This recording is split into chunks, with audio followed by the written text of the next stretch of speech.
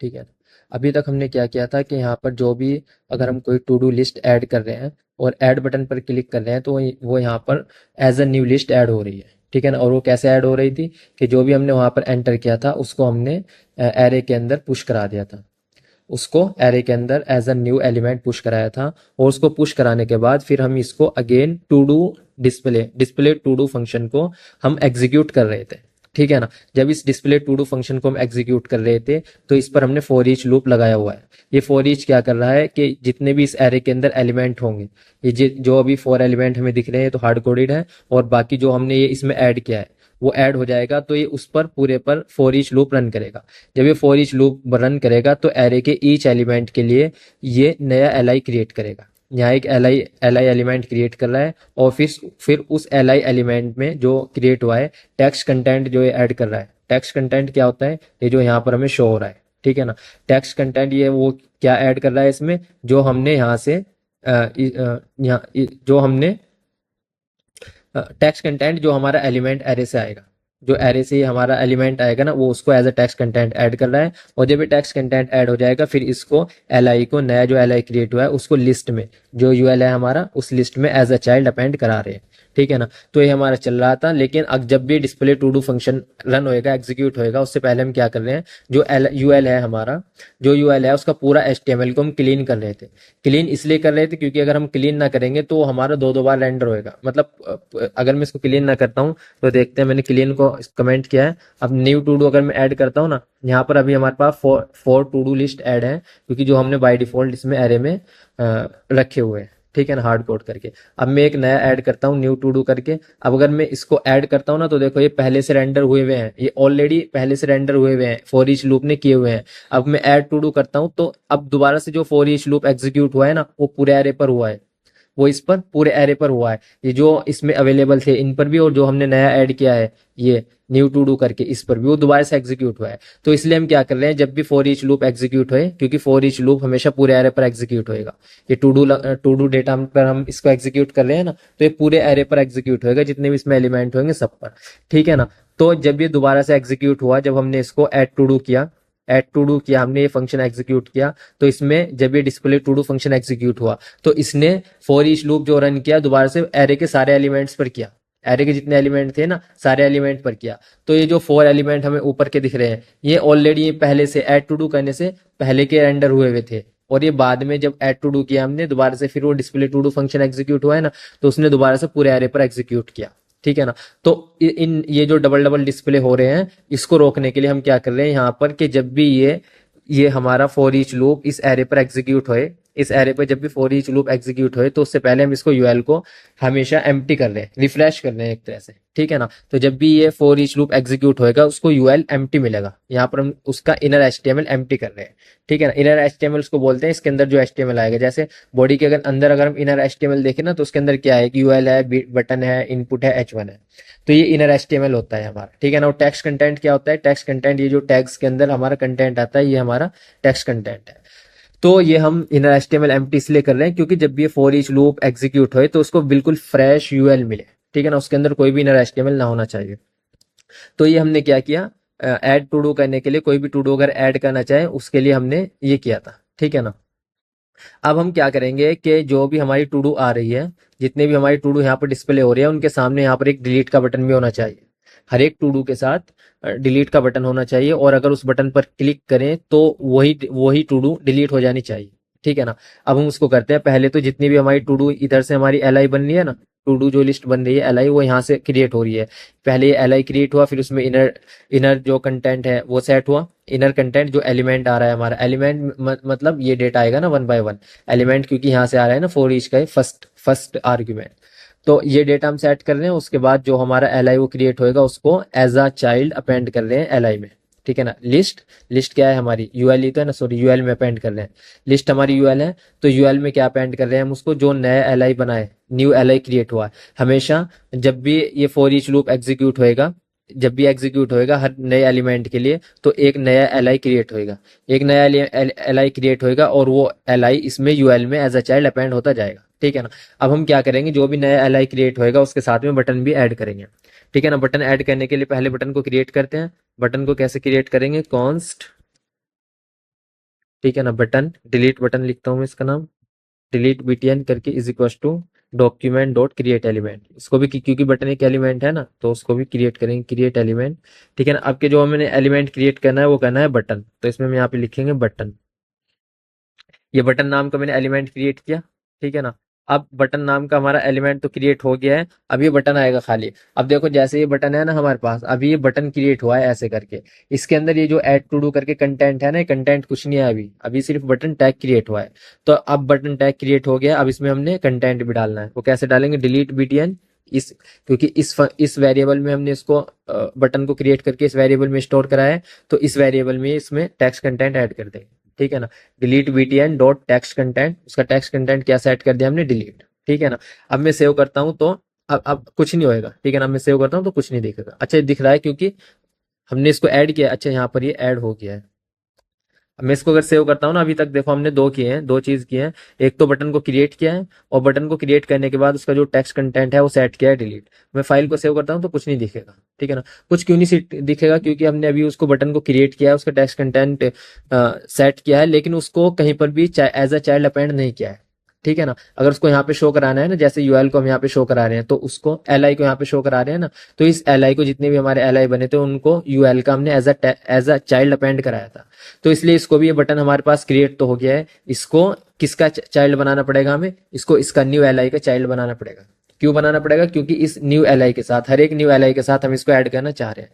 तो new L इसका child बनाएंगे, new L dot append child. ठीक है ना। वही वही रन किया function append child delete button. ठीक है ना। क्योंकि इस डिलीट बटन नाम के वेरिएबल के अंदर हमने बटन को स्टोर किया ना, मैं स्पेस डालता हूँ थोड़ा। यहाँ पे हमारा न्यू एल क्रिएट हो रहा था, और ये न्यू एल जब भी फॉर ईच लूप रन होएगा हर एक एलिमेंट के लिए अलग क्रिएट होएगा। ये एल जैसे ही क्रिएट हो जाएगा उसके बाद हम एक बटन क्रिएट कर रहे हैं, वो बटन क्रिएट कर रहे हैं, और उसका जो इनर कंटेंट हम सेट कर रहे हैं वो कर रहे हैं डिलीट।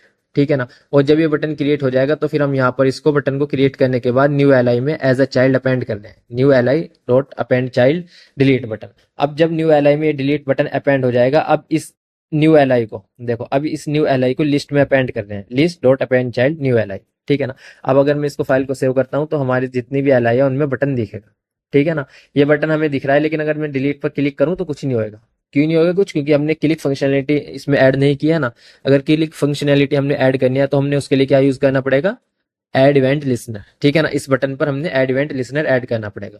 तो इस पर हम डायरेक्ट एड इवेंट लिसनर कैसे ऐड करेंगे, कि ये हमारा डिलीट btn बन चुका है यहाँ पर, तो इस पर करेंगे delete button, delete btn dot add event listener. Add event listener function को कॉल किया, क्योंकि जो हमारा डिलीट बटन था वो इस वेरिएबल के अंदर था। यहाँ पर तो क्योंकि हमने इसको डायरेक्ट क्रिएट किया ना यहीं पर, तो इसको इस वेरिएबल के अंदर हमने ले लिया है। जैसे यहाँ पर हम बटन को किसके ऐड टू डू btn करके ले, ऐड टू डू btn नाम के वेरिएबल के अंदर ले रहे थे ना, स्टोर करा रहे थे। वो क्यों करा रहे थे, यहाँ पर document dot gate element by ID से ले रहे थे, क्योंकि ये बटन हमने यहाँ पर क्रिएट नहीं किया है इसको, बल्कि HTML फाइल में क्रिएट हुआ है। तो इसको HTML फाइल से हम यहाँ पर एक्सेस कर रहे थे, इसलिए इसको document dot gate element by ID करके इसको यहाँ पर एक्सेस किया है।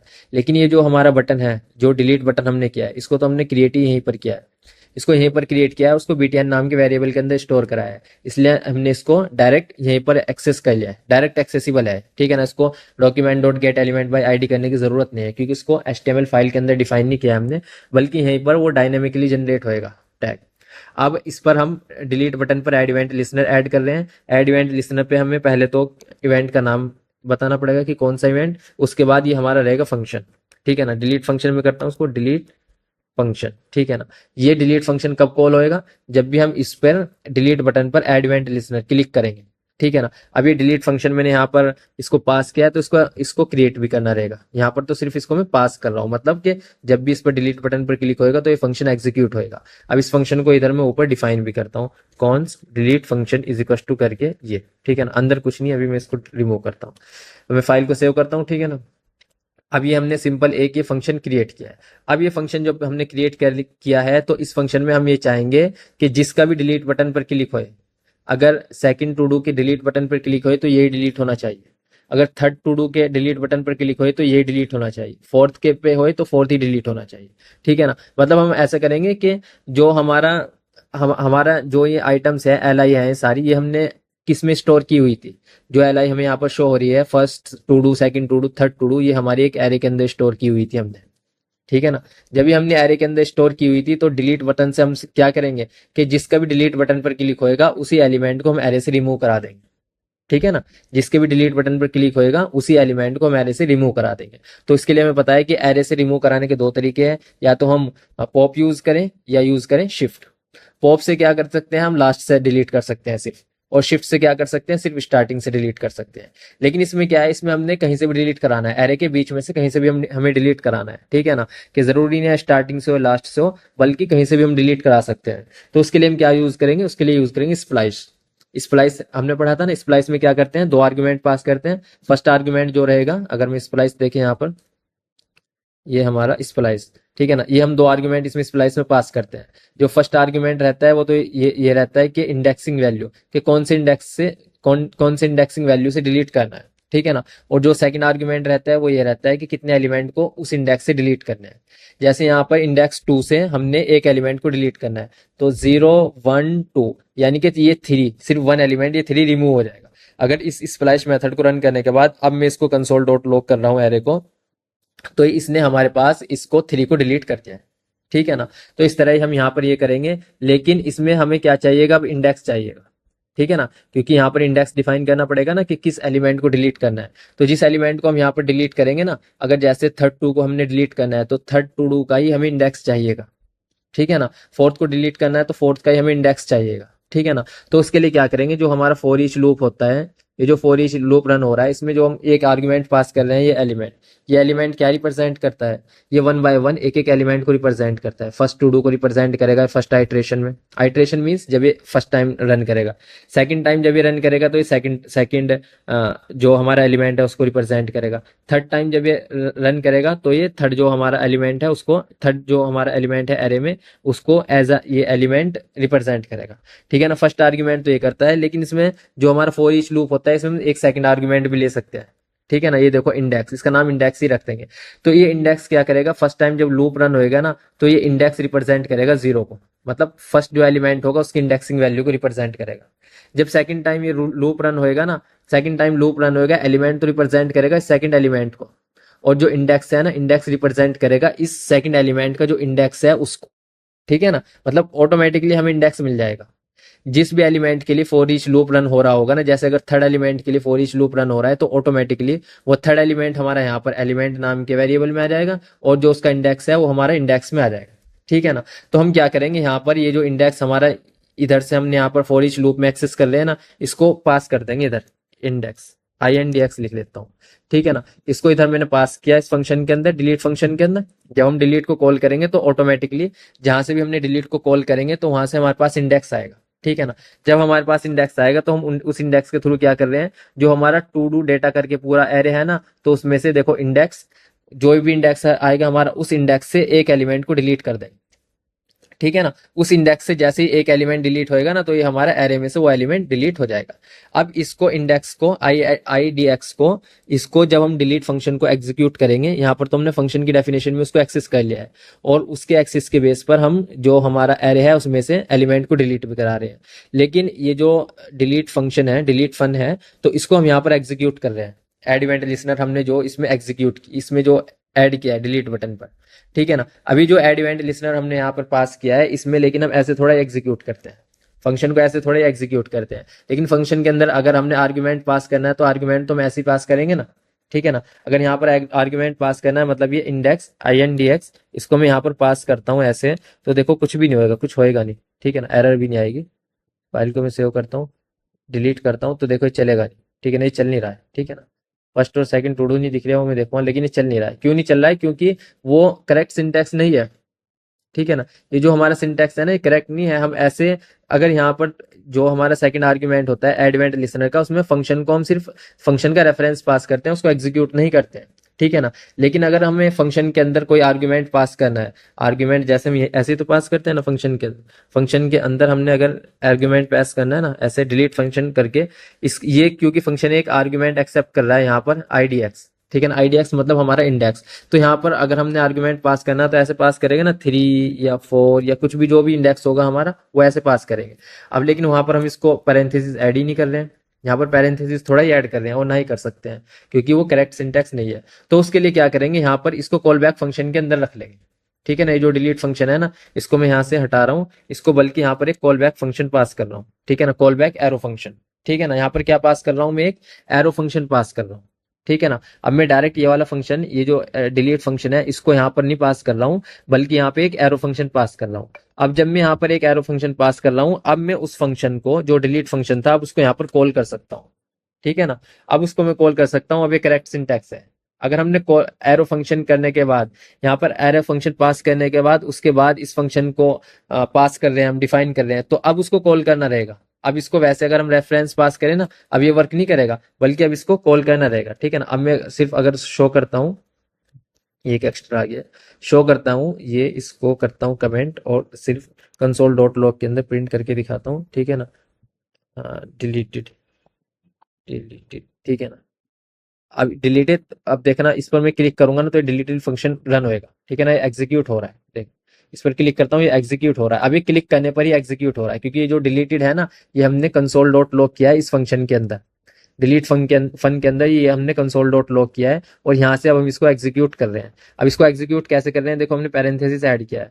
ठीक है ना, अगर हमने पैरेंथेसिस ऐड करना है, ये पैरेंथेसिस ऐड करने की जरूरत हमें ज्यादातर तभी पड़ेगी जब हमें इसको डिलीट फंक्शन के अंदर कोई आर्गुमेंट पास करना रहेगा। ठीक है ना, तो उसके लिए क्या करेंगे, यहाँ पर एक एरो फंक्शन डिफाइन कर देंगे पहले, फिर उस एरो फंक्शन के अंदर इस डिलीट फन को हम एग्जीक्यूट करेंगे। अब इसके अंदर, अब देखो ये जो डिलीट फंक्शन होएगा ना, ये हमारा ये फॉर ईच लूप के अंदर है।